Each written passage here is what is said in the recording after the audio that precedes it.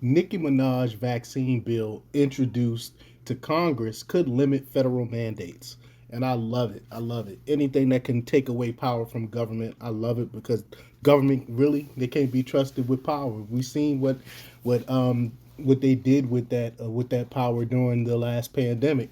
So now they're trying to fight against those mandates, and I love it. For some of y'all that don't know, Nicki Minaj had I think it was a relative or something like that that had some stuff happen to him from taking the jab. So that's why they are caught naming it after her.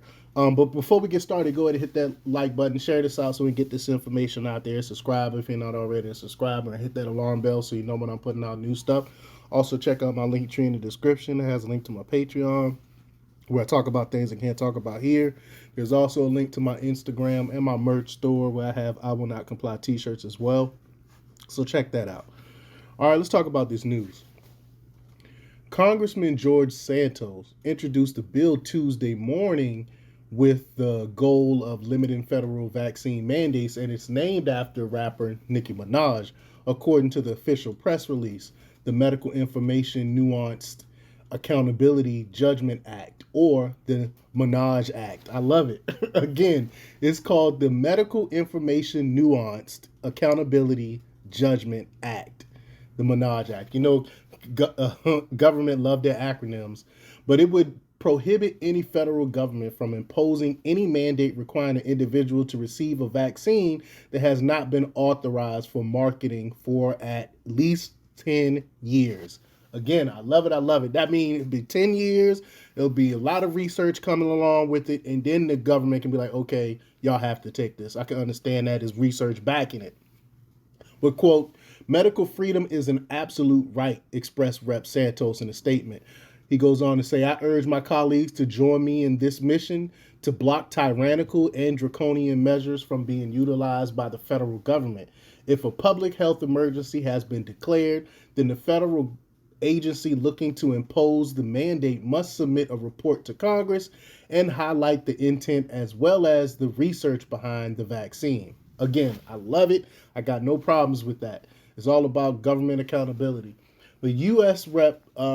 George now Santos, he was facing scrutiny for lies he told about his personal and professional background during his campaign. The news was first shared on Twitter on Monday, April 17th, by Semaphore political reporter Katie Goba. The tweet noted 7 bills introduced by the controversial representative. Again, personal stuff aside, you know what I'm saying?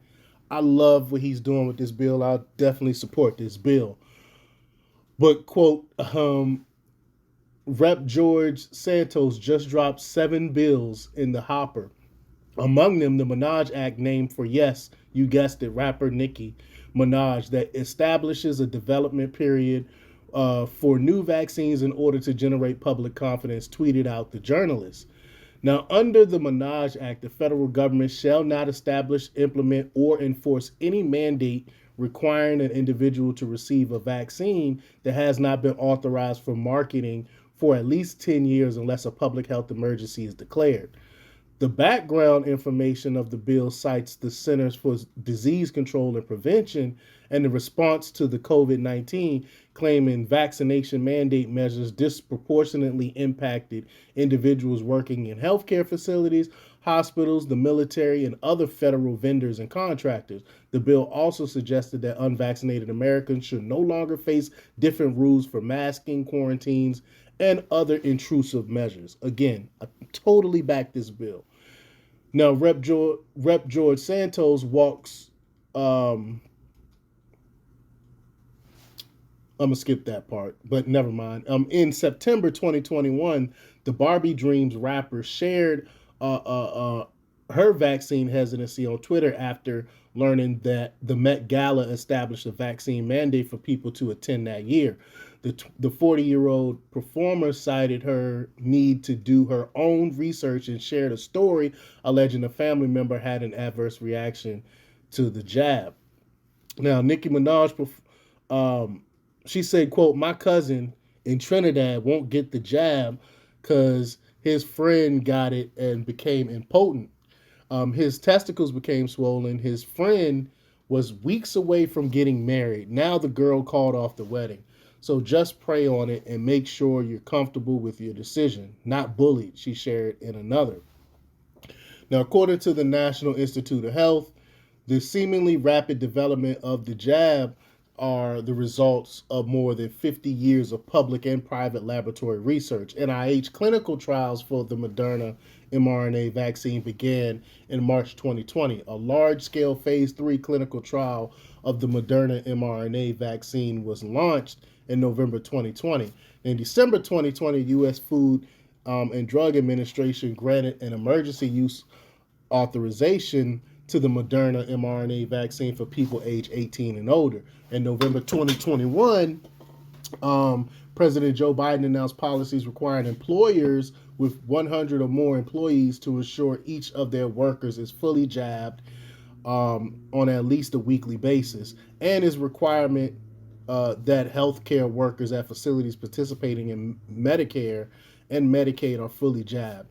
The news followed a previously established vaccination requirement for federal employees and contractors. And y'all know how I felt about that when